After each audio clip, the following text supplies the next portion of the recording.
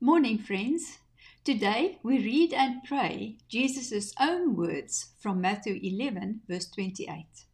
Come to me, all you who labor and are heavy laden, and I will give you rest. Please pray with me. Lord Jesus, I bring my burdens, weariness, and heavy load to you today. Let your rest fall upon my spirit, my mind, and body. Remove anxiety, stress, and fear, and fill me with your peace that surpasses all understanding. Teach me to trust you fully, to cast every care upon you, and to rely on your strength. Refresh my soul, renew my energy, and help me walk in your presence.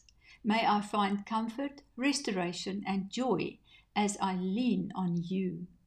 Thank you for your promise of rest and your loving care. I pray this in Jesus' name. Amen.